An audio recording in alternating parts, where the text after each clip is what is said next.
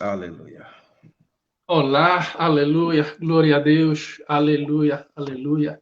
Aleluia. Saudações, amados irmãos, saudações, povo de Deus. Eu sou o Tanda Antônio, amados irmãos.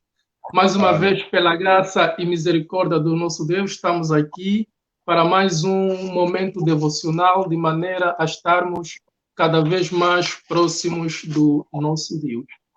Bem, amados irmãos, desde o início do ano, que nós vemos durante 10 semanas a meditar no Evangelho de Lucas, no capítulo 6, o verso 27 ao verso 36. E hoje, amados irmãos, estamos na 10ª semana, onde iremos fazer uma retrospectiva, bem amado, daquilo que foi esta temporada devocional, essa jornada devocional, meditando no Evangelho de Lucas 6, 27, 36. E hoje, nessa retrospectiva, temos como convidado o nosso irmão pastor John José, da Igreja Maranata. Seja bem-vindo, meu irmão. Deus Amém. abençoe.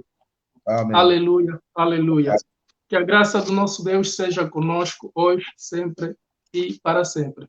Meu irmão, nessa nossa jornada, durante 10 semanas, hoje é a 10ª e última semana, onde vamos fazer a retrospectiva dessa jornada.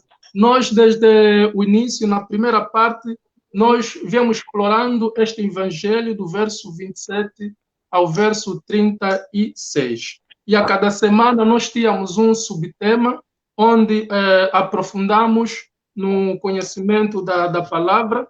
E hoje estamos aqui para fazermos esta retrospectiva de maneira que o nosso irmão possa nos abençoar também com o conhecimento que o Senhor nos iluminou, para que possa nos dar mais um parecer, mais um ponto de vista com relação daquilo tudo que nós já aprendemos, nós já falamos durante essa jornada.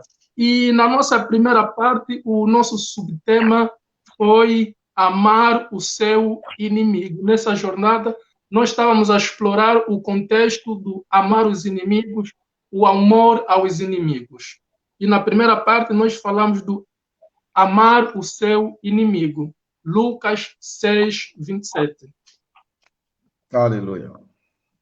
Lucas 6, 27, amar o seu inimigo. Deus abençoe. Aleluia.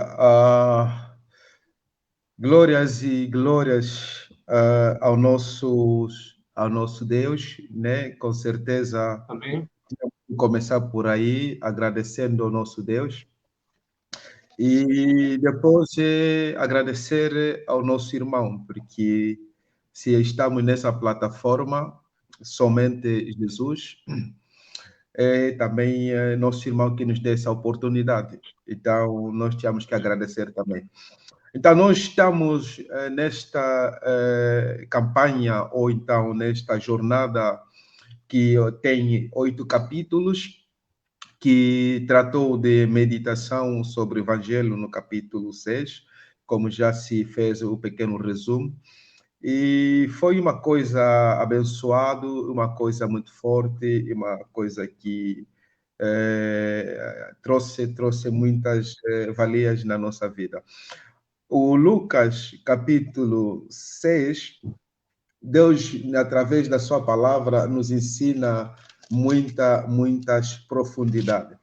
Então, o primeiro ponto, vou começar por dizer o amor aos nossos inimigos. E o inimigo, eu queria começar por dizer quem é o inimigo, né? Devemos saber quem é o inimigo. Porque podemos fazer uma diferença entre o adversário e o inimigo, são coisas um pouco diferentes. Então, Jesus na cruz, ele nos dá um pouco desse exemplo, quem era o inimigo. Então, nós vamos ver que Jesus ali estava a tratar, a mostrar que as pessoas que estavam contra ele, as pessoas que crucificaram ele trata essa gente de inimigos. E Jesus, ele notou que o inimigo naquele ponto estava com pouco conhecimento do acto que ele praticava, de formas que Jesus não queria pedir um castigo para eles, mas Jesus pediu um perdão para eles. Então, o que eu posso trazer para nós aqui, né, neste ponto, né, que é no Lucas 6, que já está falando do inimigo, verso 27. Então, o nosso inimigo é alguém que Deus também quer. É neste ponto que eu quero nos trazer, dizer que é alguém que amanhã pode se converter, é alguém que amanhã pode estar conosco, assentado aqui a partilhar a palavra, é alguém que amanhã pode estar a ajudar outras pessoas, transmitindo essa mensagem. Então, nós devemos orar, interceder para os nossos inimigos, de formas que Deus possa lhes ajudar a saírem daquele caminho e a entrarem no nosso caminho. Então, vamos amar os nossos inimigos no sentido de Deus lhes buscar e lhes trazer no nosso lado. Quer dizer que eu acho que esse é o comentário do primeiro ponto. Amém, amém, amém. Deus seja louvado. Na nossa segunda parte da nossa jornada, o pastor também já tocou nesse assunto. Nós exploramos o contexto de amar, interceder pelos nossos inimigos. O subtema da nossa segunda parte foi interceder pelo seu inimigo. E meditamos no Evangelho de Lucas 6, no verso 28. A intercessão pelos inimigos. Amém. Então, como eu ia dizendo, vamos amar e depois vamos orar, né? E neste caso é interceder, porque a intercessão é quando nós oramos a favor de uma outra pessoa. Então, quer dizer que aqui nós devemos mesmo investir tempo e para que estas pessoas possam experimentar o favor de Deus. Fica muito bonito isso. Isto é uma bênção. Vou dar um exemplo. Quando David estava a ser perseguido pelo Saul, o rei, e David ele fugia. Então, nesse caso, o Saul ele torna um inimigo para David, porque ele queria o mal de David, mas David não queria o mal dele. E David chegou no momento que teve ocasião de matar o seu inimigo, de aniquilar e acabar essa perseguição que ele teve. Então, podemos notar isso mesmo na vida de Jesus. Jesus teve a ocasião, porque ele é Deus. Vocês lembram, no jardim do Getsemane, ele disse que eu posso pedir ao Pai e vai mandar 2 legiões de anjos. E vocês lembram que um legião, na época, eles calculavam o número dos soldados romanos, que chegava por aí 4.000 soldados, 2 legiões, mais ou menos 10.000 soldados. Então, Jesus falava de 10.000 anjos, anjos de guerra que lutam. Ele podia chamar para vir naquele momento e destruir todos. E se um anjo já fez o que fez no Egito, não imaginam 10.000. Então, quer dizer que nós podemos estar naquela oportunidade de esmagar o nosso inimigo, mas devemos mais interceder por ele, porque são pessoas que podem se arrepender e Deus quer deles, e assim eles tornarem também filhos de Deus. Eu acho que intercessão é essa, não olhar muito no lado de matar ou esmagar ele, mas olhar a graça de Deus sobre ele e eles voltarem para o Senhor. Eu talvez queria colocar uma coisa aqui rápido, que eu pulei, Mano Tanda. Amém. Eu tenho muitos inimigos, eu tenho muitos inimigos. E há pouco tempo estava aqui a falar com a mãe, porque eu estava vendo os corre-corre, cheguei aqui, nem consegui fazer o programa do Kikong, mas pronto. Então, eu sentei aqui, estava a falar com a mãe, e a mãe disse, a minha mãe disse, essa Europa é muito triste. E isso me dói tanto. Eu disse, mas você vai ficar doente por isso, você não segue as coisas desse país aqui. Isso vai te fazer tensão, vai ficar mal. Isso faz mal. A pessoa trabalha tanto para a obra de Deus, você dá corpo, dá tudo, mas mesmo assim, sempre a te falarem mal, É isso que nós vemos todos os dias. Eu vivo esse tipo de coisa quase todos os dias. E são pessoas que você vai soando, vai trabalhar, vai jejuando para eles. E eles vivem mesmo o milagre de Deus. Mas depois, por detrás, ficam mais a te meter facas e tudo e aquilo. E prontos. Mas nós oramos para Deus, que Deus faça graça a esse tipo de pessoas. Amém. Amém. Amém. Curiosamente, nessa história que o pastor comentou, da história a perseguição entre Saul e Davi, curiosamente, de todas as oportunidades que Saul teve para perseguir Davi, foi Davi que teve a oportunidade para lhe fazer mal. É interessante essa história. É interessante. Amém. Sim. Amém. Na nossa terceira parte, o nosso subtema da nossa jornada foi perdoar o seu inimigo.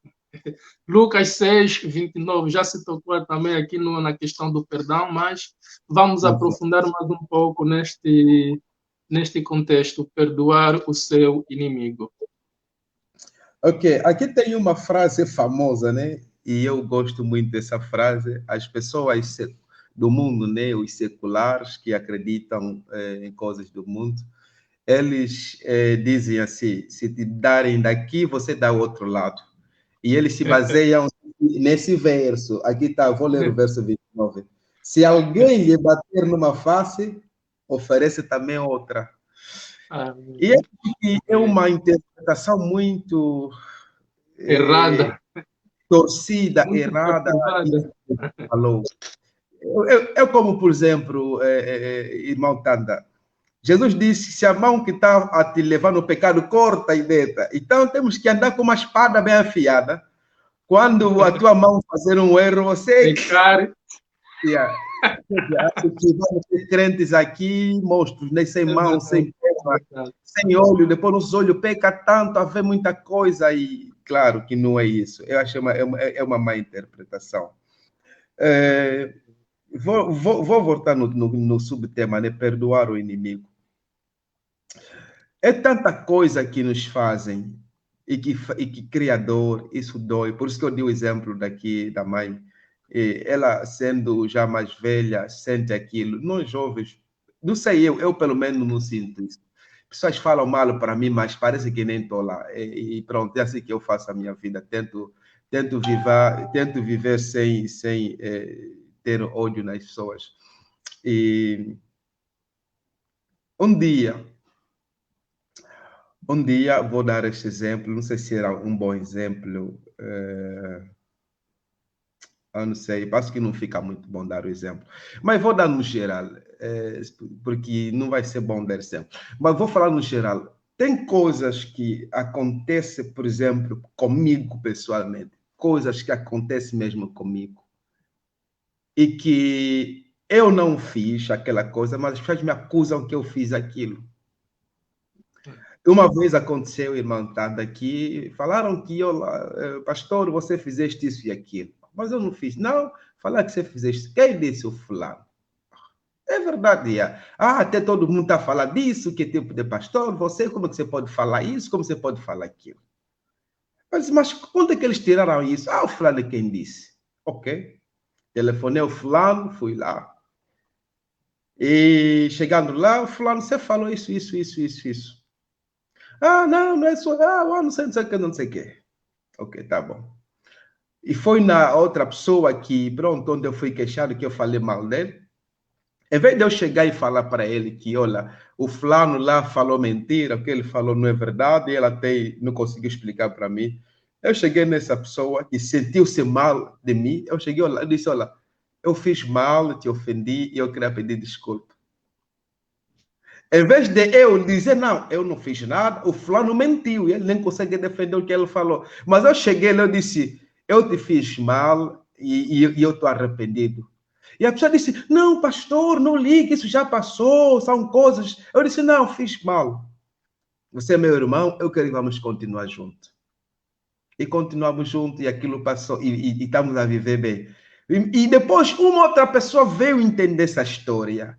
E ficou chateado. Mas, pastor, por que você deve se humilhar assim? Por que tu deves ir pedir perdão? Coisa que você não fizeste. Isso está claro que ele inventou aquilo. Ele não conseguiu explicar para ti. Mas pronto, eu tenho uma forma diferente de ver as coisas. Eu disse, não, a melhor forma seria eu ir pedir perdão na pessoa, porque se eu falasse, aquela pessoa podia agir naquele outro, seria uma confusão, e o pastor estaria sempre no meio dessa confusão. E a melhor forma de resolver é ir na pessoa que inventou a coisa, e a pessoa dizer, epa, pronto, não saber como se defender, e ir na pessoa que está ofendido, em vez dele falar, não, o problema é aquilo, mas se desculpar naquilo, de forma que não vamos girar mais, está a se atacar. Quer dizer, em outras palavras, aquilo que nos dói, que nos fala mal, devemos esquecer. Não vamos olhar o passado, não vamos estar a lembrar o passado. Olha, Montana, havia um casal, alguém que teve problema com seu irmão, né? Vou dar exemplo, alguém tem problema com seu irmão, e ele ficou inimigo do seu irmão, porque o seu irmão lhe fez mal. E ele já não se fala, não se entende com seu irmão. Passando um tempo, se encontraram na igreja, o outro irmão estava ali a fazer louvores, e toda a igreja ali a dançar. O irmão que andou magoado, e disse, oh, como é que esse irmão não fala comigo, me ofendeu, e aqui na igreja ele faz os louvores. Todo mundo a cantar, e ele não queria cantar, ficou assim sentado um pouco nervoso. O pastor viu que não havia algo bom, porque com esses que são irmãos. Então o pastor pegou e disse, não, você vem no gabinete, vem conversar comigo. Eu disse, o que é que se passa? Ah, mas esse meu irmão que está ali a cantar, ele não tinha que ficar ali, porque ele é um mentiroso. Ele não fala comigo, não me cumprimenta e tudo, eu não sei o porquê. Eu acho que tínhamos um problema no passado, na qual eu não fui o culpado, mesmo assim eu me humilhei, mas ele não fala comigo. Mas assusto que aqui ele está aqui a fazer a obra de Deus. E o pastor foi mesmo interromper o louvor, disse, irmão, você também no gabinete, vem lá. Ele foi no gabinete, o que é que se passa? Você não fala com ele por quê? Veja a resposta. Ah, no ano X, dia X, na hora X, ele me fez isso. Quer dizer, a coisa que é mal, ele consegue lembrar até nos detalhes. Vê agora o pastor. Apontou tudo num papel, num bloco. Aquilo ficou gravado na mente dele, está no bloco, está na agenda. Ele disse no dia X, no mês X, na hora X, tivemos a fazer isso, tinha vestido assim. Olha, é detalhes. Guarda aquilo no coração. E vê o pastor, como é que ele resolve isso com muita sabedoria. Ele diz, ok, tá bom. Irmão, você falou que no dia X te fizeram isso, o quê? A pregação do domingo passado, qual era o tema? Olha, a pregação do domingo passado. Ih, pastor, já esqueci. O pregador do domingo passado falou, então, mais ou menos falou sobre o quê? Dá-se uma explicação, o que ele falou mais ou menos? Ei, eu estou lembrando que ele estava muito longo, ele falou, bué, mas já não está lembrando. Não, pastor, você é mau. Você é mau. Você consegue guardar coisas más. Durante anos, com detalhes, você tens aquilo. E coisa que é de Deus que traz vida, você já não sabe, só uma semana. Então, quer dizer que o teu irmão está aqui triste, tem razão. Você não tem que estar ali à frente a louvar a Deus. Então, eu dei todos esses exemplos. Às vezes os exemplos ajudam a entender melhor a coisa. Não, nós devemos esquecer Montana. Quando alguém faz mal no outro, devemos esquecer. E essa coisa de perdoar, de esquecer, isso tem que ser até no lar, até na família, na igreja.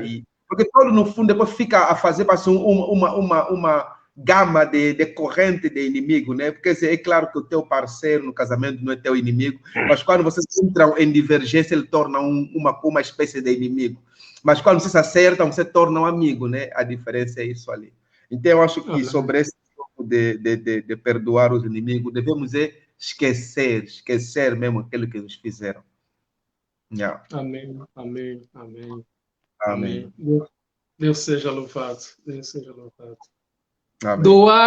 Doar e ser paciente com o seu inimigo. Parte 4, texto básico, Lucas 6, 30.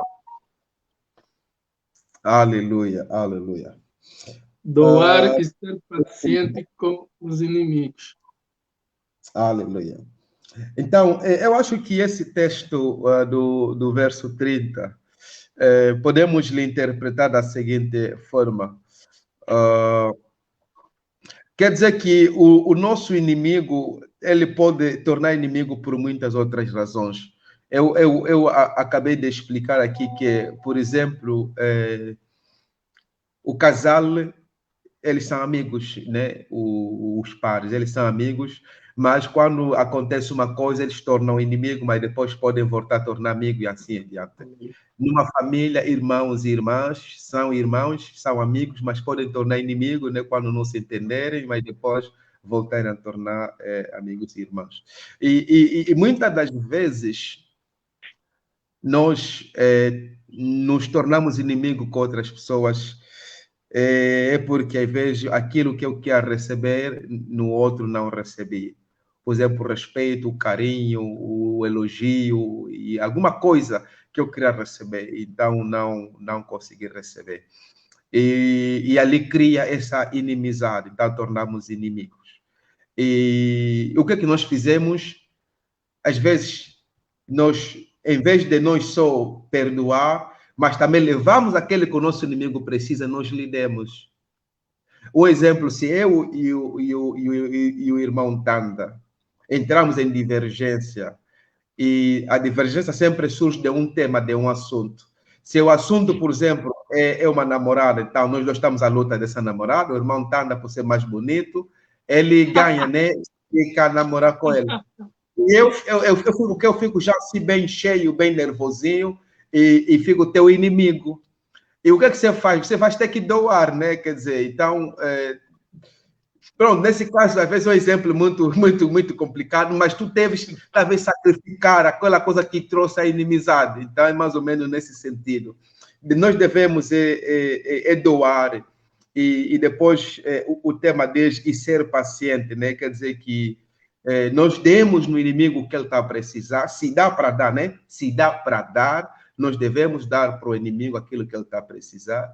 E a paciência é um dos frutos do Espírito Santo e esperar, né, que as coisas melhorem. Porque às vezes nós queremos a solução já, mas como eu já fiz tudo, ele dei tudo, mas ele está sempre raivoso. Não, dá tempo. Tem pessoas que levam muito tempo para fazer o reset, para voltar. Alguns demoram muito tempo, mas então nós devemos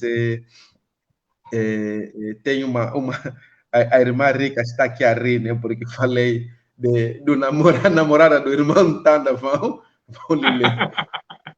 Não, quer dizer, nesse exemplo, acho que não vai dar para você doar a tua namorada de volta, né? Senão... Mas tem outros exemplos, por exemplo, nós tornamos inimigo por o telefone, você pode doar o teu telefone para acalmar a tempestade e nós tornamos amigos, ficamos bem. Quer dizer, isso dá graça, mas é mesmo a palavra de Deus. É mesmo a palavra de Deus. E alguém pode falar assim, pastor, dá um exemplo bíblico. Muitos exemplos bíblicos. O que estamos aqui a fazer, acho que eu não estou errado, nós estamos fazendo uma recapitulação, porque já são ensinamentos que o irmão Tanda foi fazendo, vários capítulos. Hoje é só um resumo, mas eu posso avançar um exemplo. Nós tornamos inimigo com Deus, e Deus faz que nos dá Jesus como uma doação, uma oferta. Para quê? Para nós ficarmos bem com Ele. Então é mais ou menos assim, você deve dar algo para você ficar bem com aquela pessoa que não está bem. Então, eu sei que esse exemplo de lutarmos por cada namorada, aqui esse exemplo não cai bem, né? Mas tem outros exemplos que podem se funcionar bem. Podemos ter um business de dinheiro e você sair um pouco mais grosseiro, mais esperto, me leva dinheiro comigo de ti. E você vai entender isso, tá bom? Olha, eu reconheço que, olha, está aqui mais um 100 euros. E a gente fica bem. Então, eu acho que é mais ou menos ali, meus irmãos, e a paciência nós devemos mesmo ter, porque é o fruto do Espírito, a esperar sempre no Senhor. Aleluia. Amém, amém, amém, amém. Tratar bem o seu inimigo. Parte 5 da nossa jornada. Texto básico, Lucas 6, 31. Tratar bem o seu inimigo. Então, conforme eu disse, né, o inimigo é esta pessoa, o inimigo é este indivíduo que Amanhã pode estar na posição em que você está. Eu estou aqui a pregar e estou a pregar a vocês, meus irmãos, mas amanhã eu posso estar mal e tornar inimigo de alguém. Então você não pode me tratar mal, porque eu posso um dia voltar de novo neste lugar. Isso é vice-versa. Pode ser você que eu estou a falar com você, o irmão ou irmã, e pode se tornar meu inimigo, né? Quer dizer, não se entendemos mais por uma razão ou outra. E eu não posso tratar mal por isso. Ao contrário, eu devo sempre ter aquela expectativa e a fé que um dia Deus vai fazer graça, você pode voltar aqui. Então, você imagina se eu te tratar mal, como é que vai ser quando você voltar? Então, é uma vergonha, né? Então, eu acho que nós devemos nos tratarmos bem uns aos outros. Especialmente quem está na vantagem, trata sempre aquele que está na desvantagem. É mais ou menos assim. Porque você não faz no outro o que você não quer que te façam. Você só não faz bem naquele que ama a Deus, aquele que pula e canta como você. Não, você deve fazer bem com todos. Por quê? Desculpa, porque Deus ama e Deus quer todos. Jesus, ele veio, ele disse que eu vim para os pecadores. Então, esses pecadores são os inimigos de Deus, são nossos inimigos. Esses inimigos, nossos inimigos, vão ter que se arrepender um dia. Por isso que nós oramos por eles. Então, devemos fazer bem para essas pessoas. Amados, eu faço bem, é algo que eu posso bater com ele peito. Não em forma de me orgulhar, mas porque é coisa que eu faço. O Mantanda conhece o meu pai e a minha mãe, porque o Mantanda é meu familiar, de sangue mesmo, e muita gente sabe que os meus pais têm esse coração grande, e eu herdei esse coração grande de fazer bem nas pessoas. E eu faço isso, e eu fiz. Mas vou dar um exemplo, o que aconteceu uma vez desse. Não sei se o Mantanda lembra, também na altura era muito pequeno ainda, talvez. Estivemos com o pai em casa, e a mãe, todo mundo lá no Kazenga, Luanda. E numa tarde, acontece que estava a passar alguém. Essa pessoa tinha fome e parecia não tinha família, não tinha onde ir, e bateu a porta, e depois aquela coisa aconteceu, o pai apareceu, a mãe, e foram falando com ele, e ele precisava de ajuda. E como é que tinham que lhe ajudar, e pronto, chegou-se na conclusão que já era tarde, não tinha onde dormir, então vai dormir em casa, para o dia seguinte ele continuar a sua vida. Então, meteram ele em casa, para dormir em casa, pessoa que ninguém conhece. E eu posso chamar essa pessoa de um inimigo, porque nós não lhe conhecemos. Mas pronto, o problema é o coração que os meus parentes tinham. Também na altura eu era pequeno, não sei se 95 ou 92, ou o que daquele tempo. Metemos esse senhor em casa, eu me lembro dessas coisas. Tudo bem. Ainda estava andando coisa, estava andando de cueca sem camisola. Chinelo, todo balcado, com poeira. Todo balcado. E pronto, nós dormimos, né? Todo mundo dormiu. E vocês sabem as portas lá da banda, lá no Kazenga, especialmente. Eu não sei as portas de outros, do Palanca, como é que são, que eram feitas, mas nós lá no Kazenga, as portas. Quando você está a abrir, a pessoa que está a 6 metros ouve, cueca, aquele barulho todo. Yeah. Então nós dormimos. E de noite, eu estou a ver que cada comentário, a irmã disse, e a cueca era roto naquele tempo, as cuecas eram rotas. Olha, presta atenção que nós dormimos, toda a família dormiu. De noite ouvimos só cueca. Esse então, mas é que porque a gente tinha aquela ideia de sempre ir com uma lata de nido para mijar de noite, para não sair fora por causa dos bandidos. Isso é a realidade naquele tempo. Isso não é vergonha, isso é a vida que a gente tem. Yeah. Então, nós ouvimos já o barulho ali, cueca. Esse tá, mas é quem? Cueca. E pronto, e os parentes, todo mundo acordou, foram encontrar o senhor com a televisão na cabeça. Quer dizer, É aquelas caixas pesadas da Philips. Aquelas de madeira preta e branca, aquelas bem grandes. Meteu na cabeça. Mas você, então, quer dizer, então te ajudamos, você recebe comida, recebe todos esses favores, e você estás aqui em casa, te ajudamos, e você à noite quer levar a televisão. Epa, então, eu estou a dar esses exemplos todos, são coisas práticas. A mãe está aqui no live, já está a fazer os comentários, né? Que isso é verdade. Eu era pequeno, posso não contar bem a história, mas o resumo, a ideia é mesmo essa aqui. E naquela noite não lhe metemos na rua, lhe meteram agora na varanda, né? Pelo menos, fechamos as portas, ele dormiu na varanda e de manhã depois ele foi fazer, ele foi. Quer dizer que vamos amar nossos inimigos e vamos tratar bem deles, vamos tratar bem deles, porque tem pessoas que você lhe vê hoje, conforme ele está a fazer mal, mas amanhã você não sabe como é que ele vai ser. Você não tem ideia do que ele vai ser amanhã. Mano, a vida do homem, só Deus é quem sabe. Só Deus é que sabe. O mistério da vida está na mão de Deus. A Bíblia diz que o João no Patmos viu o livro que estava na mão de Deus. Aquele livro estava selado com selos. E uma voz de um anjo forte grita: quem pode pegar o livro, quebrar os selos e ler? Três coisas: pegar, quebrar os selos e ler o que está lá dentro. Viram que no céu, lá onde eles estavam todos, anjos, seres poderosos e etc., não apareceu ninguém. Depois olharam embaixo da terra, talvez se tivesse um homem, um profeta, qualquer pessoa, não tinha quem que era capaz. Olharam embaixo da terra, isso implica dizer as pessoas que já morreram, porque estão lá, né, à espera de um dia, eles as coisas ainda não acabou, também não havia capaz. E ali onde João chora, mas depois aparece o cordeiro, que é o leão da tribo de Judá, e ele pega aquele livro. Qual é a profecia aqui?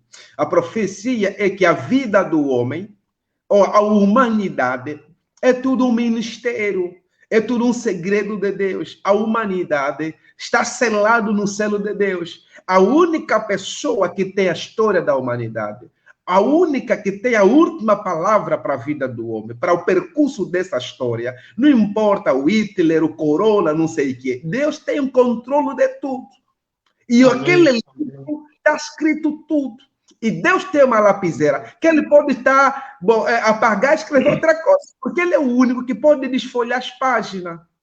Quer dizer que se ninguém consegue pegar, nem quebrar os selos, nem ver o que está lá dentro, só o único Deus, quem pode abrir e ler uma página. Por isso que você pode ver alguém hoje é teu inimigo. Você vê hoje alguém está te fazendo mal. Mas você não sabe a página que vem, porque a página que vem, essa pessoa pode estar arrependida, pastor, e é milionário.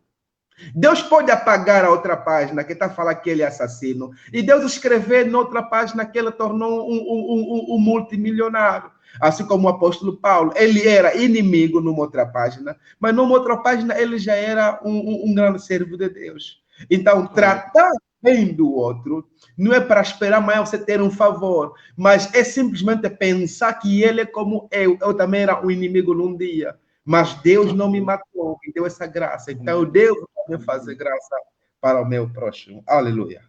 Aleluia. Amém. Amém. Amém. Bom, estamos aqui na nossa quinta parte da nossa jornada, mas eu gostaria de avançar já para a oitava parte, onde nós terminamos com a nossa lista de princípios que deve gerar a conduta do povo de Deus. Vou avançar para a oitava parte, onde falamos em ser misericordioso com o seu inimigo, para depois retomarmos na sexta parte e terminarmos com a sétima parte nessa nossa retrospectiva. Queria que nos falasse em ser misericordioso com o seu inimigo. Lucas 6, 36.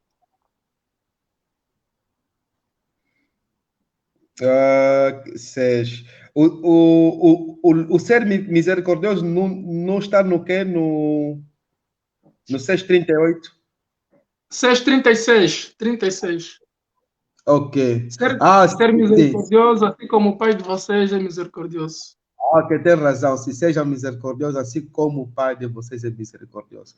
Sim, quer dizer que nós devemos simplesmente imitar a Deus. A Bíblia diz, como o Pai é como também nós devemos ser. Então, Deus é misericordioso, nós também vamos também ser misericordiosos. Deus é amor, também devemos ser amor. Deus é bondade, nós devemos imitar, seguir os passos de Deus. Fazer misericórdia é fazer um favor.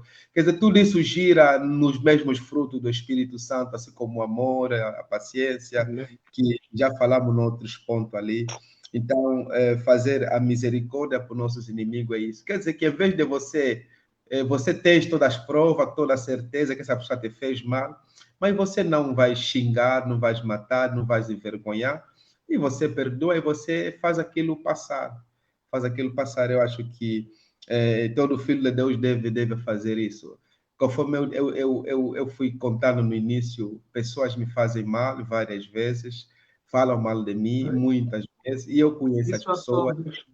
e eu quase todo dia que ouço coisas, ouço histórias, mas pronto, eu não vou lá falar com a pessoa, você falou o quê? Você não falou isso. Eu fico silencioso no meu canto, e às vezes a mesma pessoa no dia seguinte vem, pastor, o demônio me atacou, ora para mim, e eu oro para ele. Quer dizer que a misericórdia é isso, devemos deixar as coisas nas mãos de Deus e procurar amar todos e ser que no fundo somos e vamos ser irmãos. Aleluia. Amém. Amém. De certa maneira, também aqui onde devemos também aplicar aquela paciência aos nossos inimigos. É Claro, verdade. na É verdade. paciência. Sim. Amém. Amém. Amém. Bom, já chegamos na oitava parte. Agora vamos recuar na sexta parte. Sim, na sexta parte, onde depois de essa nossa lista de princípios, vamos ver também que Jesus, ele nos pede, ele nos chama para que nós possamos demonstrar um amor maior do que o do mundo. Este foi o subtema da nossa sexta parte. Lucas 6, 32 a 34, onde vimos que Jesus ele nos coloca uma série de três retóricas, nos mostrando que até mesmo na natureza humana existe a virtude de ser bom com as pessoas que nos fazem o bem. Então, nós vamos ver que essa virtude da natureza humana de amar aquelas pessoas por quem somos amados, nós vamos ver que Jesus ele não considera isso como um motivo de elogio. Então, Jesus ele nos chama para que o nosso amor deve ser um amor maior do que o do mundo. Amor maior do que do mundo. Lucas 6, 32, 34. Amém. Amém. Acho que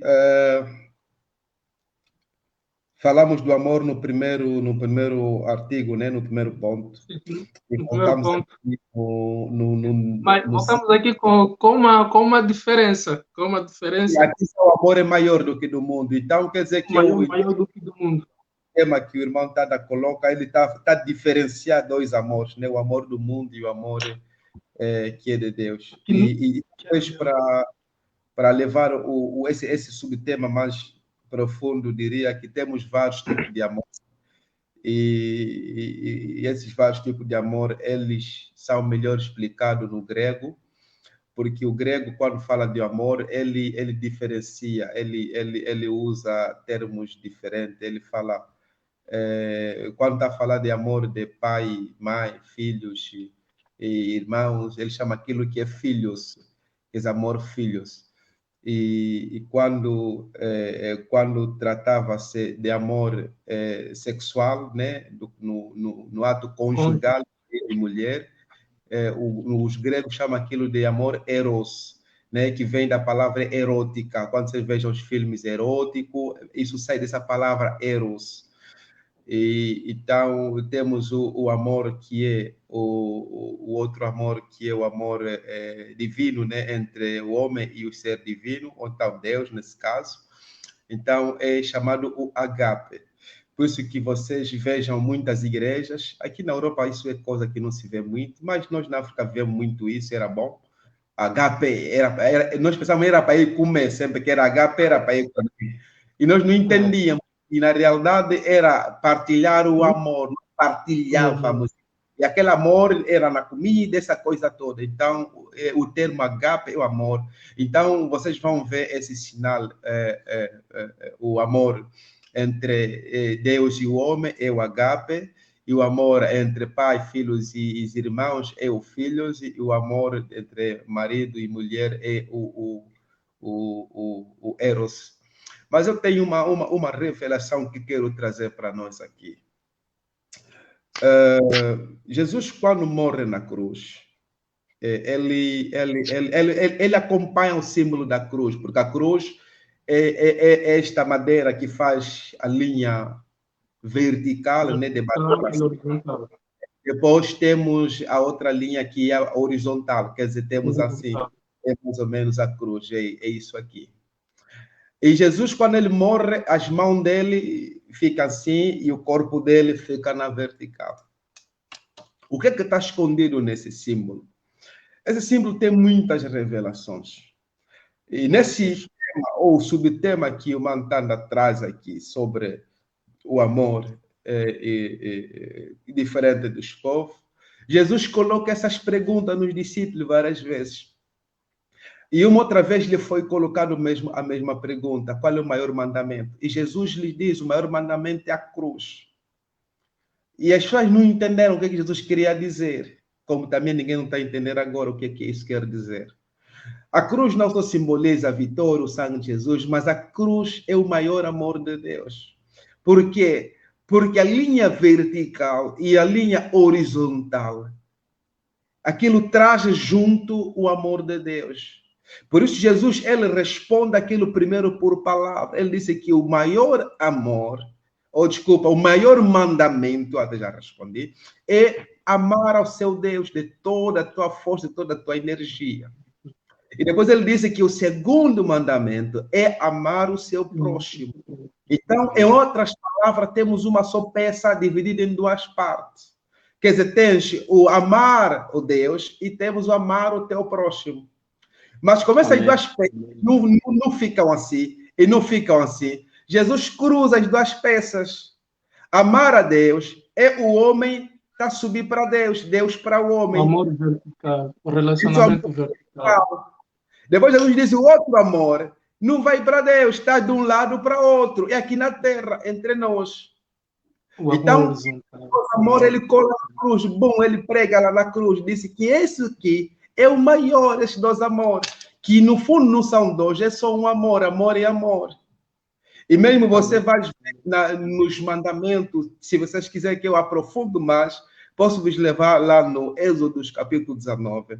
E Deus traz aquilo de volta lá quando fica a dar as leis no Moisés. Então, no acho 20, que... não? 20, Êxodo 20. 20, sim, 20, eu acho por aí. Então, quer dizer que Deus traz aquilo de volta para... Ou então, ele começa até ali, né, a falar ao seu povo. Mas não vamos ir lá por causa do tempo. É só para dizer que a diferença do amor entre nós e do mundo, o amor do povo e do que está no mundo. Quer dizer, nós devemos fazer mesmo aquela diferença. Vamos amar ao nosso Deus com tudo que nós temos e vamos amar o nosso irmão com tudo que nós temos. E eu repito, se você não amar a Deus, ou então, desculpa, se você amar a Deus, você não consegue amar o teu irmão, você não está a fazer as duas peças ficarem juntas. Por isso que eu disse, são duas peças coladas. A cruz é duas peças, mas ela fica uma, porque eles pregam assim, fica uma. E muita gente gosta só de ficar assim na vertical, fica xingue lá na igreja, fala língua, fala tudo. E deita essa aqui, fala que isso não importa, porque mantém de feiticeiro, o pastor John, ele vira na visão e tudo. Mas Deus vai te falar, mas como é que você quer ficar com essa, se você não consegue pegar esta? E o mundo observa esse tipo de coisa, porque na cruz o mundo estava lá a observar isso. A grande revelação está escondida ali. A cruz, quando está pregado ali, o mundo está a observar, todo mundo estava lá, os romanos estavam a ver, os judeus que pregaram Jesus estavam lá a ver. Então eles vão falar, mas como é que você está aqui a querer profetizar? Mas você não está a juntar a cruz. Não, você deve completar a cruz.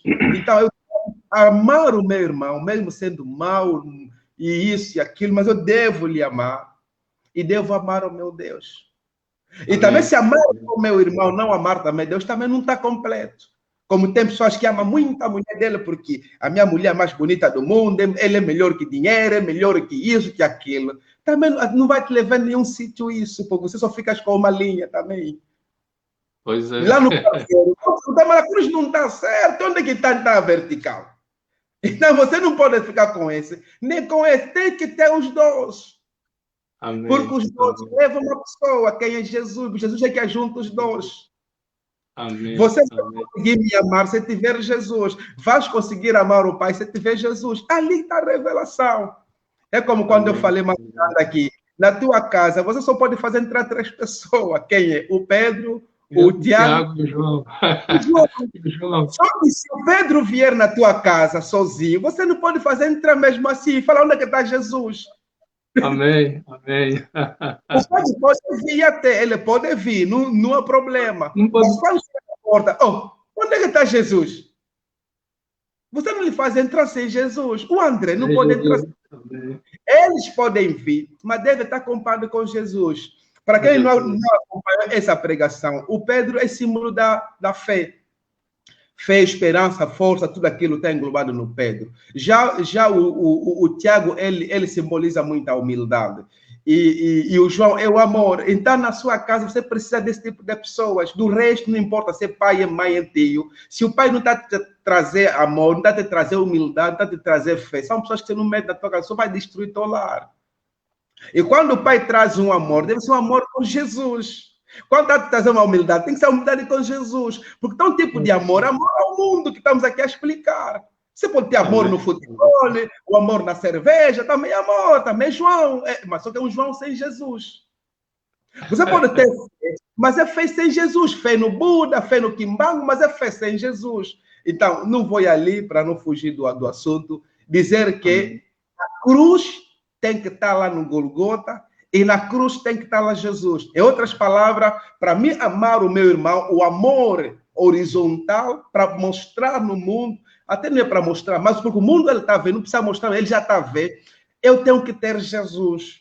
E o amor que vai lá em cima também tem que ter Jesus, porque é Jesus que cumpre, que cola aqueles 2 amores lá no Golgota. Eu acho que é assim que nós fizemos a diferença com o mundo. Deus abençoe. Aleluia. Amém. Amém. Eu só queria acrescentar, enquanto o pastor ia falando, ia explicando aquela coisa da cruz, do amor, eu fiquei maravilhado, o meu coração estava aqui a ouvir o pastor a falar, mas eu aqui mesmo estava a pular de alegria no coração, porque eu, normalmente, quando vou fazer os momentos devocionais, eu tenho sempre aquele hábito de leitura, vou lendo, e cada livro que eu vou lendo, algum ponto que eu vou sentir tocado, vou fazer um vídeo, vou partilhar com os irmãos aquilo que Deus colocou no meu coração. E isso que o pastor estava aqui acabado de nos explicar da cruz, essa revelação, eu fiquei tão maravilhado enquanto o pastor estava a falar, eu fiquei assim, eu tenho um vídeo no canal, e nesse vídeo eu estava a falar disso, e eu fiz uma relação, conforme me recebi a revelação, dos 10 mandamentos com os 2 grandes mandamentos. Existe aí uma complementaridade, um acasalamento nessas 2 coisas, em que nesse vídeo, para quem quiser assistir, está no meu canal, e o título deste vídeo do Momento Devocional é 10 em 2, onde faço a relação dos 10 mandamentos com a relação dos 2 grandes mandamentos no Novo Testamento.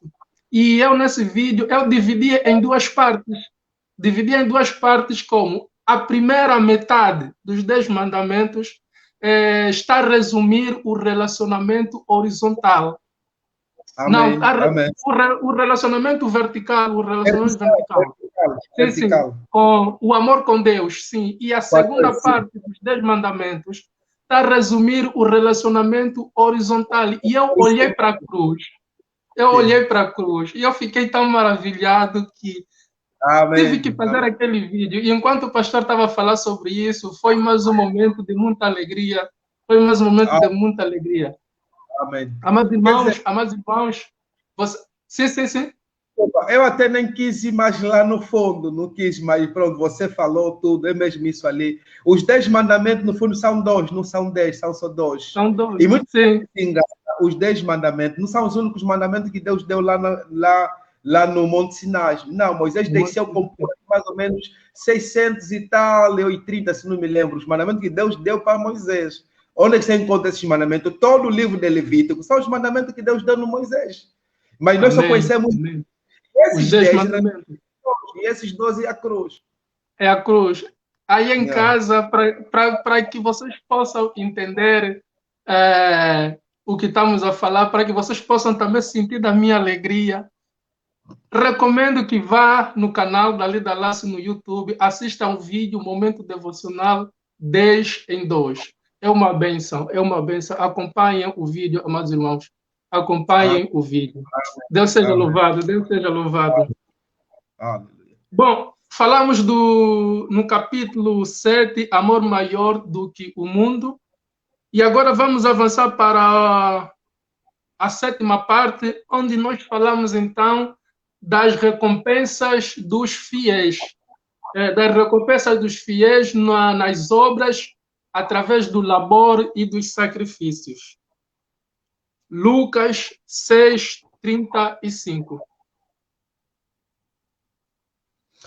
Ok, amém. Aqui diz amém, porém os seus inimigos façam-lhes o bem, emprestem a eles sem esperar receber nada de volta. Então a recompensa que terão será grande. Vocês serão filhos do Altíssimo, porque Ele é bondoso para com os ingratos e maus. Ok, estamos a falar sobre a recompensa dos fiéis. Amém. Essa é coisa que todo mundo quer, né? Em outras palavras, todo mundo quer dinheiro. Vamos falar um pouco nesse termo, assim, terra. Todo mundo quer dinheiro. Eu também quero. Eu, por isso, trabalho mesmo, também quero dinheiro. Porque o dinheiro nós queremos, como é que eu diria, resolver os nossos problemas e com dinheiro nós queremos cumprir os nossos desejos, né? Eu se tivesse aqui uns 2, 5 milhões, comprava um iate, né? Um avião pessoal, e é mais ou menos o sonho de muita gente, ter tudo de bom, casa grande, etc. Então, estou dando esses exemplos para mostrar como é que a recompensa funciona. Mas, se nós lermos o verso, né, que nos foi dado aqui, o verso 35 diz assim, para nós emprestarmos aos nossos inimigos e para nós não esperarmos, receber coisas extra de volta. Se você empresta, na realidade, ele vai ter que devolver. Mas a ideia que está aqui é para você não esperar juros e uma fama, que você é bom, tem muito dinheiro. É mais ou menos essa ideia que esse verso fala.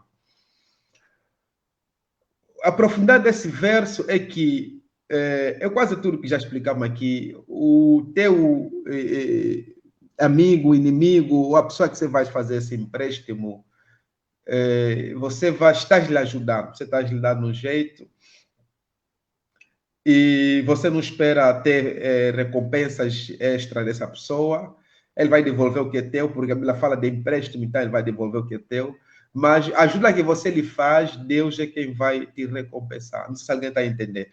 Eu empresto algo no Mantana, lhe dei 200 euros, como empréstimo, Mantana vai ter que devolver também 200 euros, porque é um empréstimo. Aqui não se fala de juros, fala só de empréstimos. Mas o que eu faço é um favor para o irmão. Eu lhe ajudo para sair de uma dificuldade. O que normalmente tinha que acontecer, o irmão Tanda me dá alguma recompensa. Ou então eu bater peito, gritar, olha, eu fiz isso, aquilo. Mas a Bíblia diz para nós não fazermos isso. Porque quem vai recompensar é Deus. Então, eu quero dizer para alguém, o favor que você faz, a obra que você faz, quem recompensa é Deus. Aleluia.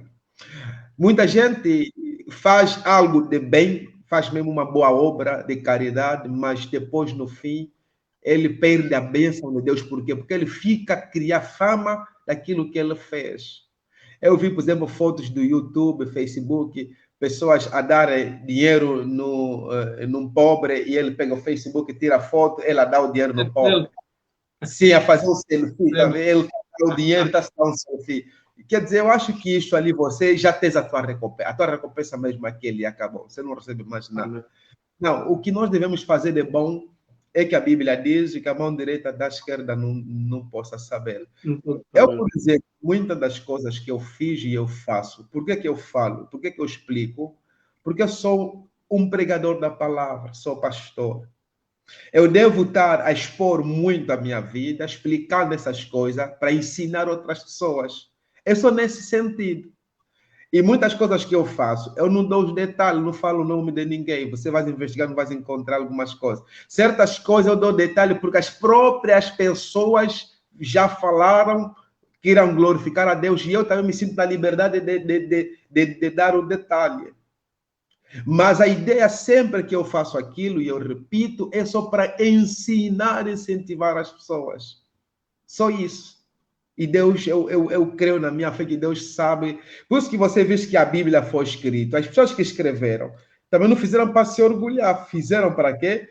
Para nos ensinar. Porque se eu não falar o que Deus fez na minha vida, como pregador, como pastor, então só vou estar falar. E você não vai saber se isso ali é coisa do lado do Antigo Testamento ou se isso também acontece até hoje. Espero que, não sei se alguém está me percebendo. Eu posso estar a falar sobre bênção, Deus abençoa e abençoa e abençoa. Mas eu não consigo explicar que em 2021 alguém foi abençoado por Deus. Então, quer dizer, como se fosse a bênção, isso é coisa de lá no tempo de Jesus. Deus cura, mas será que em 2020, 2021 alguém foi curado?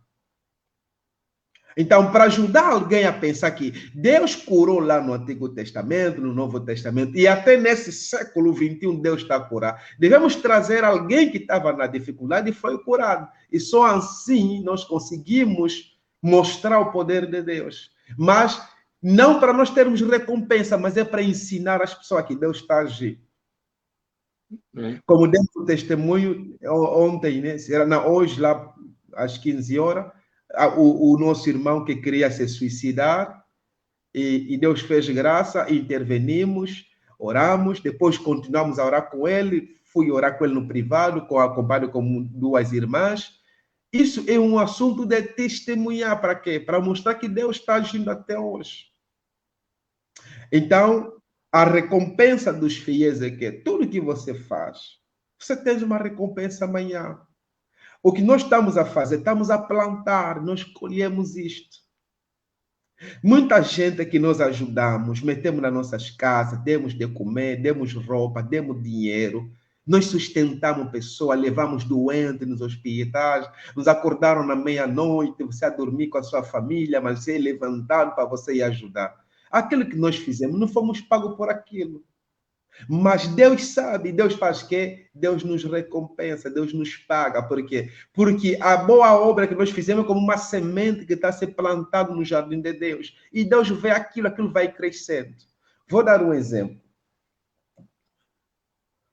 O Mantanda, ele planta uma lavra, né? Faz uma lavra, ele coloca a semente de milho.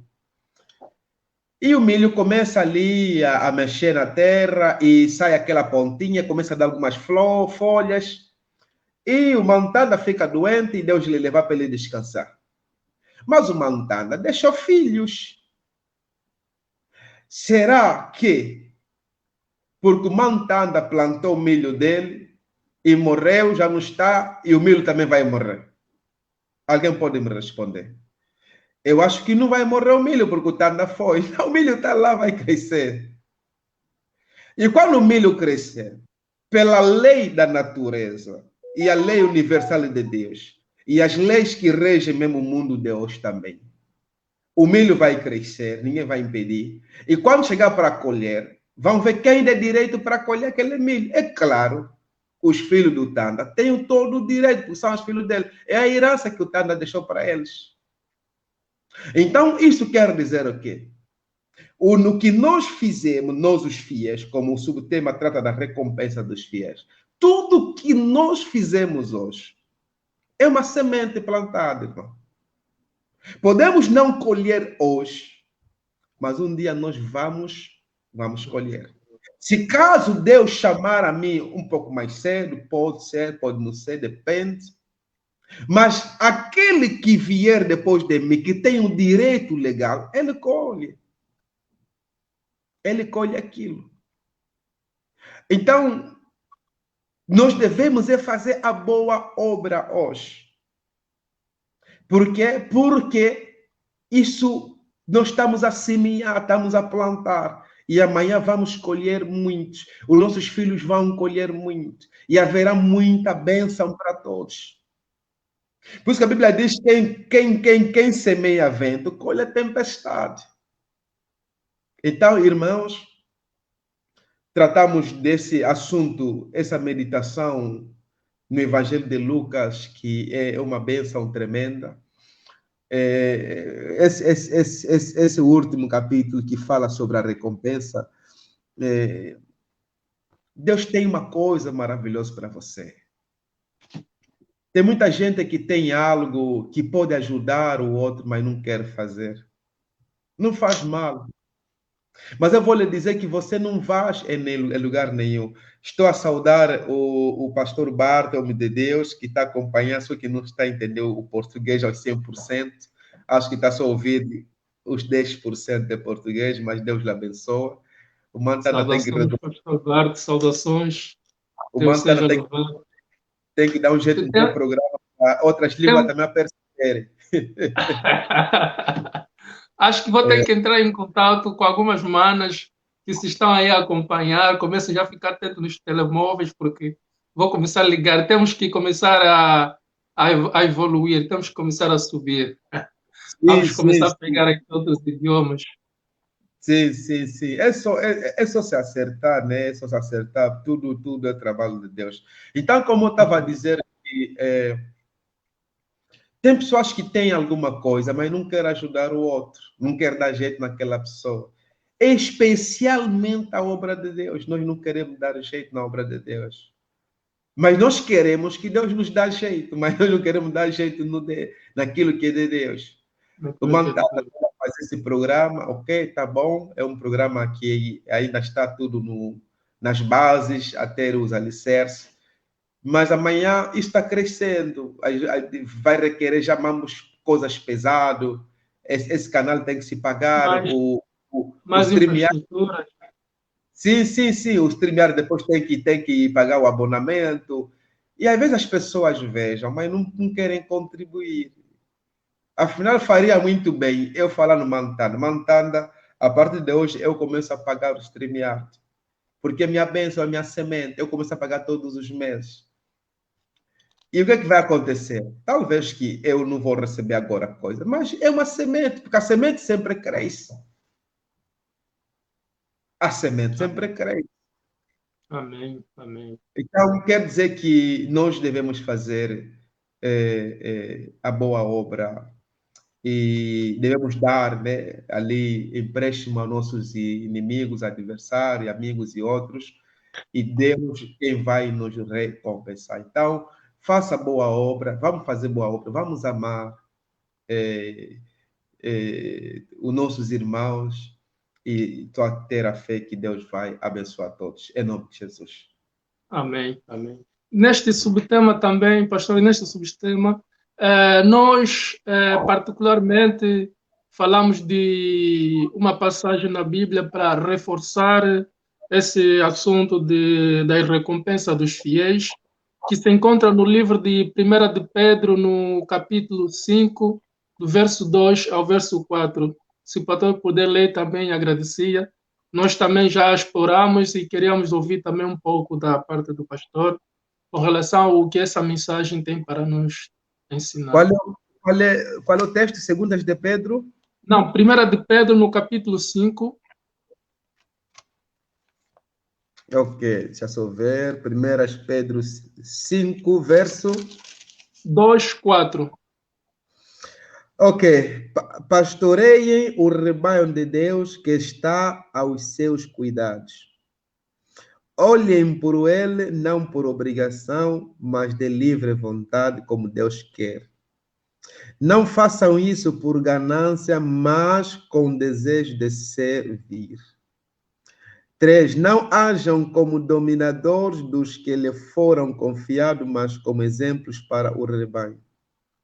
Quando se manifestar o Supremo Pastor, vocês receberão a imperecível coroa da glória. Aleluia. Grande verso, grande verso. Olha esse verso, Mantanta, vou lhe dizer. Se começar a explicar aqui, podemos ficar até amanhã, porque tem muita coisa aqui nesse verso. É um pequeno verso. Você pensou o capítulo 8. Eu estou 2 semanas a falar sobre o capítulo 8. Não até todo o capítulo, só uma parte. Então, quer dizer que a Bíblia é mesmo um livro muito poderoso. Mas vamos fazer aqui um resumo desses 3 versículos. Ele está dizendo de pastorear os rebanhos. Em outras palavras, o rebanho é aquele conjunto de ovelhas, e então a pessoa que guia aqueles bichos, né? São os pastores. Mas a ideia espiritual aqui é o líder da igreja, ou o servo que está lá em frente da igreja a guiar os crentes. A ideia espiritual é isto. Porque as ovelhas são os crentes e o pastor lá é o pastor, pode ser o bispo, o evangelista, aquele líder que está ali a guiar a igreja. Mas vê o que eles dizem, que nós devemos fazer esse trabalho com cuidado. Com cuidado, pastoreia o rebanho de Deus que está aos seus cuidados, desculpa não, que está com os teus cuidados, olha porque eles, quer dizer, nós devemos fazer, porque aquilo está no nosso cuidado, está no nosso cuidado, mas isso não pode ser uma obrigação. Eu, nesses últimos tempos, às vezes, estou a refletir muito sobre, às vezes, como é que nós fizemos esse trabalho, porque às vezes nós sofremos muito por às vezes uma ovelha que está sempre a te cutucar todo momento. Estás a ver a ovelha? Ele está aí no caminho errado, você está a lhe salvar para entrar no caminho onde os outros estão. Aí na frente fica a te cutucar, e pronto, o pastor sempre tem aquela paciência de trazer a ovelha. Vou dar um outro exemplo. Lá nas matas, quando as ovelhas eram pastoreadas, às vezes havia buracos e a ovelha caía num buraco. E se você ler os Salmos, capítulo 23, onde Davi diz que o Senhor é meu pastor, nada me faltará, me faz andar nas verdes pastagens, e depois tem aquela parte onde ele fala, mesmo que eu andar no vale da sombra da morte, não temerei mal algum. Presta atenção, depois ele fala, o teu cajado e o teu, a tua vara e o teu cajado, que são estes 2 instrumentos que Davi fala ali no Salmo 23, né? Ele fala aqui o teu cajado e a sua vara. Esses 2 instrumentos têm um símbolo muito forte num pastor. E no mundo espiritual, ele simboliza uma coisa também muito pesada. Vamos primeiro no mundo físico. A vara é um chicote que um pastor usa para chicotear as ovelhas. Porque quando as ovelhas ficam ali a andar, tem sempre essas ovelhas atrapalhadas, que saem da linha, querem ir em outro caminho. Sim. E o pastor, para além desses 2 instrumentos, que a vara e o cajado é isso ali, taulete ou batom. Esse termo fica mais na mente em francês, taulete ou batom. Mas é o cajado e a vara. A vara é para chicotear mesmo essa ovelha que não está a ficar direito, para que é para ele voltar. Mas só que para além desses 2 instrumentos, o pastor tem um terceiro, que não é contado lá no Salmo, mas que na realidade, em outros textos bíblicos, esse terceiro instrumento está, que é o cão. O cão também fica lá, fica também a ajudar, porque a ovelha quando está andando à toa, o cão vai atrás da ovelha. Mas na realidade, o pastor é que chibata nessa ovelha e ele fica direito e volta.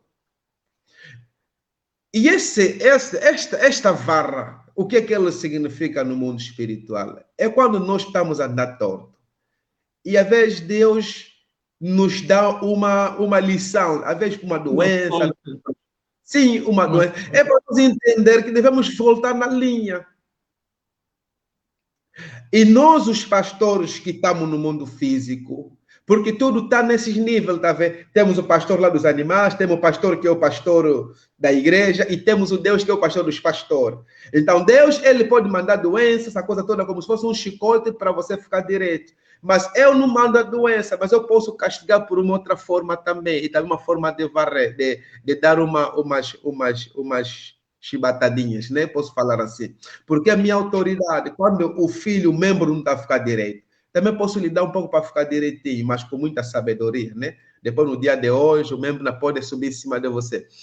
Agora, o cajado é o quê? O cajado são aqueles tipos de pau, parece sombrinha, tá vendo?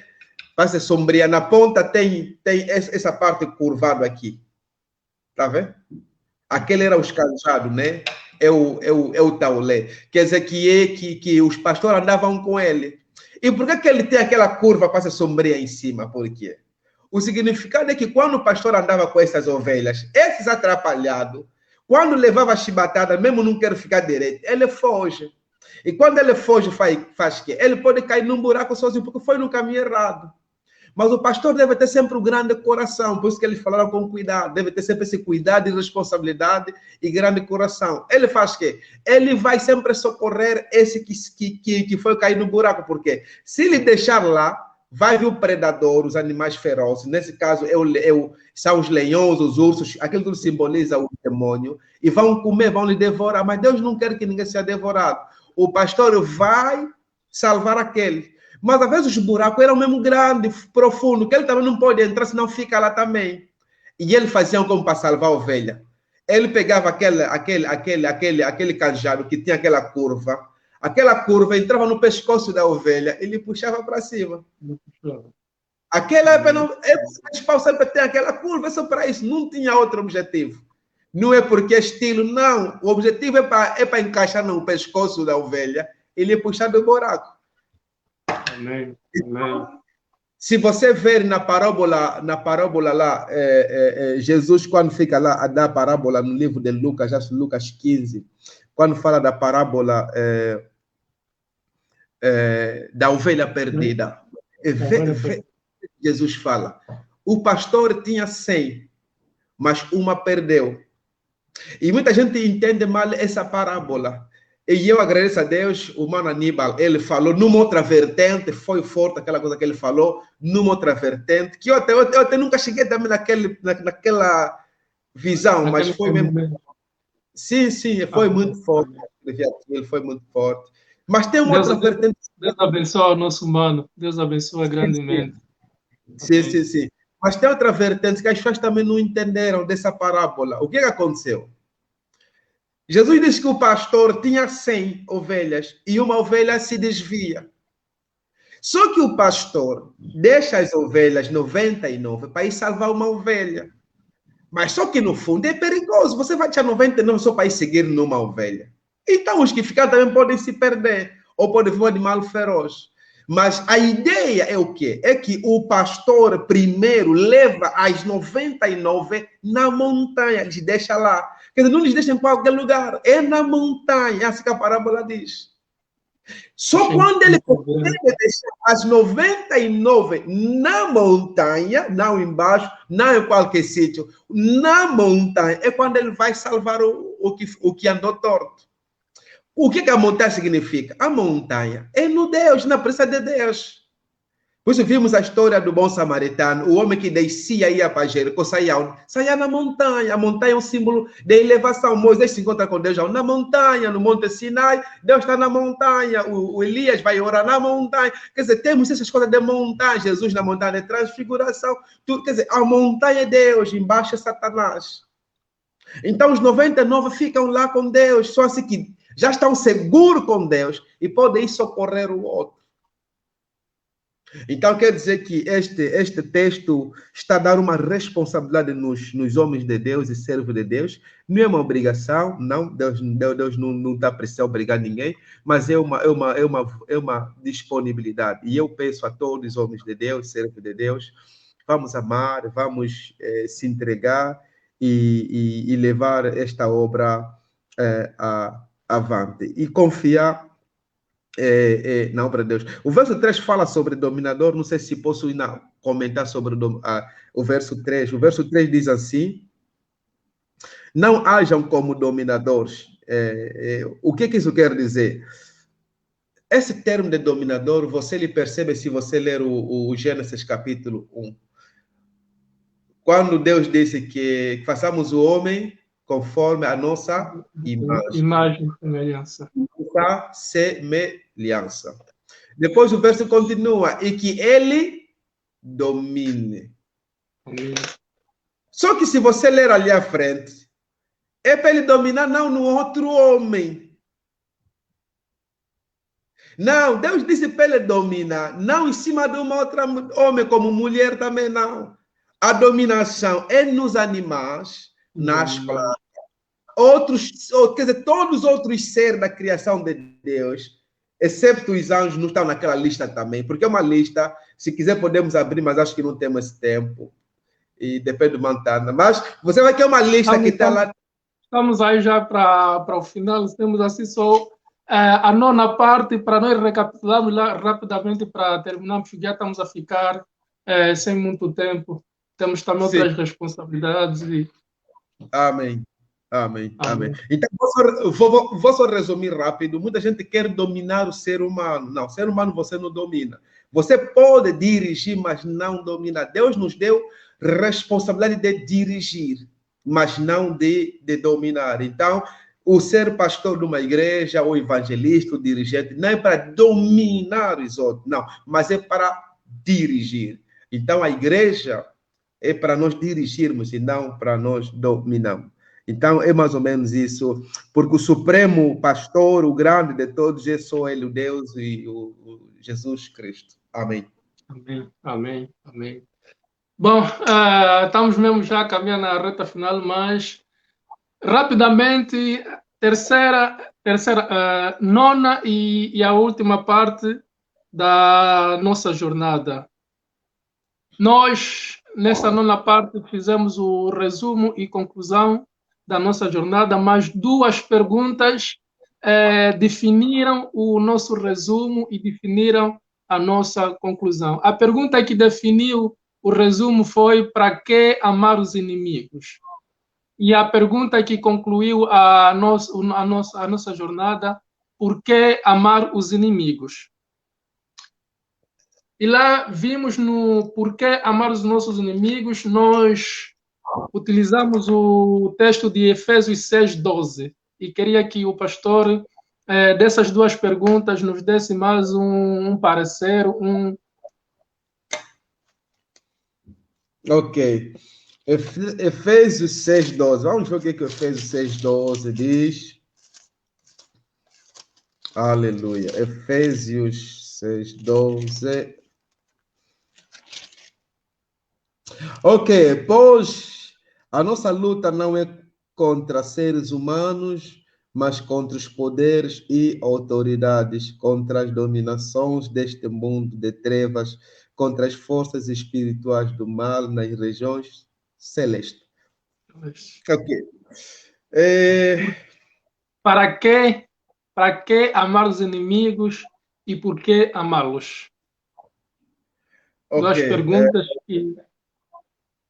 Sim, estou a procurar como resumir isso, porque também esse Efésios 6 fala da luta espiritual, e eu já fui aqui no seminário durante algumas semanas, 2 semanas, quase isto, a falar sobre feitiçaria e anjos, falei sobre angelologia, e eu expliquei sobre isso. Então, é muita coisa a falar aqui deste verso, né? Porque ele diz assim: hoje a nossa luta não é contra seres humanos. Então, se não é seres humanos, está a falar de seres espirituais. Agora, ele faz uma lista dos seres espirituais, porque nós devemos ter conta. Ele fala: a luta não é contra seres humanos, ponto. Então, quer dizer, não é contra eu e o irmão Tanda, não é contra a Mamãe Maria, não é contra a irmã Luísa, não é contra o pastor Bart, não é contra, vi mais aqui, a irmã Catrina, a irmã Rica, a irmã Arlete. Não, a luta não é contra essa, a luta é contra as dominações. Então, vamos ver quais são essas dominações, ou então esses seres espirituais, mas contra poderes, Primeiro, poderes. Segundo, autoridades. 3, dominadores. Quarto, forças espirituais do mal. E ele termina mais ou menos ali no quinto. Mas só que essa lista, depois ele continua nos outros livros de Paulo, isso vai até 6 ou 7ª categoria. Então, são níveis de seres espirituais. Então, são anjos caídos que se tornaram maus e que lá, quando estavam com Deus, tinham esses poderes, mas deixaram Deus, levaram seus poderes, mas continuam a fazer o mal. Então, por que e para que amar os nossos inimigos? O nosso inimigo, nesse caso, ser humano, o ser humano ele está sendo influenciado por essas forças espirituais. Eu, quando eu falar mal inimigo, eu não estou a me referir a Satanás. Não. Eu me refiro ao ser humano que é como sou eu. Por quê? Porque ele está a ser influenciado, ou como se fosse drogado, né? Mas uma droga espiritual. Está a ser influenciado. Por isso que eu tenho esse coração de aguentar problema dos outros. Precisa me falar mal, mas eu consigo lhe entender. Porque eu não vejo aquela pessoa fazer aquilo sozinho, mas vejo uma força escondida por detrás dessa pessoa. O Pedro queria impedir Jesus o caminho. Por acaso foi esse exemplo que eu usei na 9ª parte e também usei o exemplo do Judas Iscariotes. Ok. Então, o Pedro queria impedir Jesus para não ir na cruz. E Jesus manda o Pedro sair em frente dele. Mas só que Jesus não dirige para Pedro, diz a Satanás. Mas quem estava à frente de Jesus era Pedro. Então é um cenário diferente. Quem está na minha frente, que todo mundo está vendo, é o Pedro. Mas disse, sai daqui, Satanás. Então Jesus entendia que o Pedro estava tornando um inimigo para ele. Mas só que na realidade, Jesus amava o Pedro, sabia que não era o Pedro, havia um poder por detrás do Pedro que fazia aquelas coisas. Então Jesus combateu aquele poder e não propriamente o Pedro. Então o que eu quero dizer, devemos amar o nosso inimigo. Por quê? Porque são pessoas como nós, estão apenas a ser influenciados. E para quê? Porque, ou para que o desejo nosso seja regocijado com Deus, ou então a alegria, ou então a promessa, as palavras, aquilo que é de Deus se cumpra, porque Deus pediu para nós nos amarmos uns aos outros, mas nosso inimigo. É para isso que nós devemos fazer isso. E por quê? Porque ele é nosso irmão. No fundo é só isso. Quer dizer, eu repito, para quê? É para Deus, e por quê? É por mim. Porque eu sou irmão com essa pessoa. Então, por isso, vamos amar e vamos, mas amar com cuidado, com muita cautela, com o Espírito Santo, porque tem pessoas também, você ama e depois não pode trazer outros problemas. Amém. Amém. O João tem que vir sempre com Jesus. Não, sozinho não funciona, não é nada, sozinho não funciona. Se ele faz entrar, tem que estar com Jesus. Se ele pergunta, mas você está vindo, onde é que está Jesus? Senão vai ser um outro João, né? Então, amém, quer dizer que, amados, vamos amar nosso inimigo para Deus e porque é nosso irmão. Amém, amém, amém.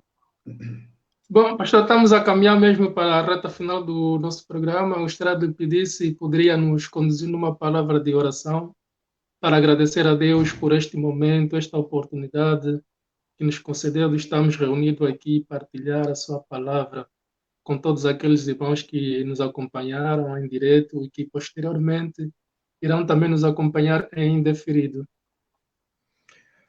Antes de fazer essa oração, queria pedir, se alguém tem inimizade com uma pessoa, resolva essa questão. Isso não ajuda ninguém. Só vai te fazer mal. Só vai magoar ainda mais.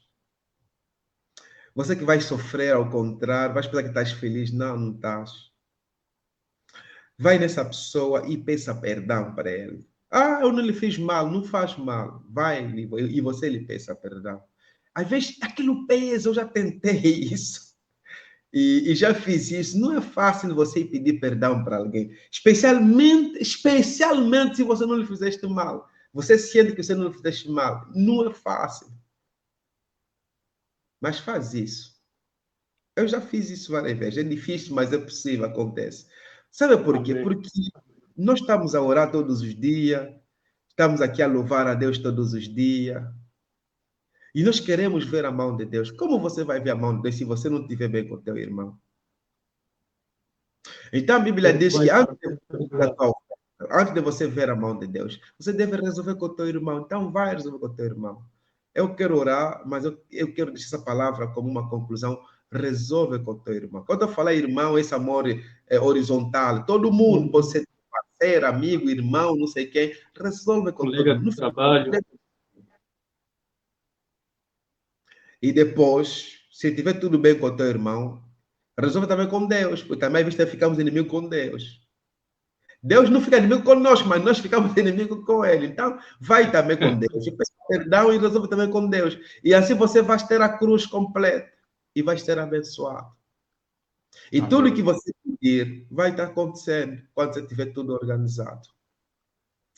Pai, no nome de Jesus, obrigado por esta palavra, esta forte meditação que ocorreu durante esse período, 9 capítulos, e 8, e esses outros todos capítulos que o Senhor foi falando.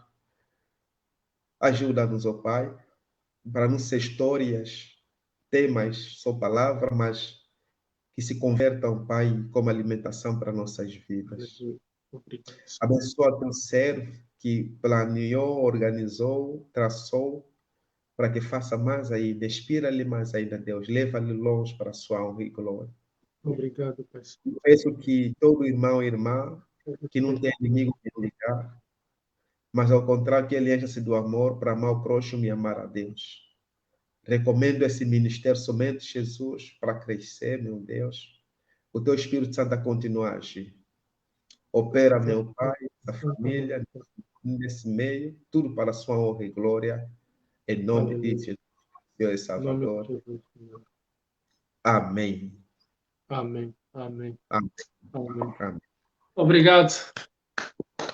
Obrigado, obrigado, obrigado, Deus. Amém. Deus seja Amém. louvado. Muito obrigado, pastor, meu mano, meu tio. Deus seja louvado pela sua vida. Continua firme, firme nas promessas de Jesus. Firme, firme neste caminho, pois só Deus é o caminho, a verdade e a vida. Só Ele nos pode endireitar, conforme o pastor, com aquelas varas, nos colocar no caminho da retidão. Aleluia, aleluia. Deus seja louvado. Muito obrigado, meu mano, meu cota. Mais uma vez, muito obrigado pela presença. Mais uma vez, aceitar o convite. Deus seja louvado. Deus que continue a te abençoar. Estamos aqui, qualquer coisa, e só dar o sinal, vamos participar, vamos fazer a obra de Deus. Amém, amém. É para a honra e glória de Deus. É só para a glória de Deus. Amém, amém. Amados irmãos, vocês que estiveram aí do outro lado a acompanhar essa transmissão, quero agradecer em nome de Jesus por estarem do outro lado, que esta palavra possa tocar os nossos corações, que esta palavra possa crescer, germinar e colhermos o fruto para a honra e glória do nosso Deus.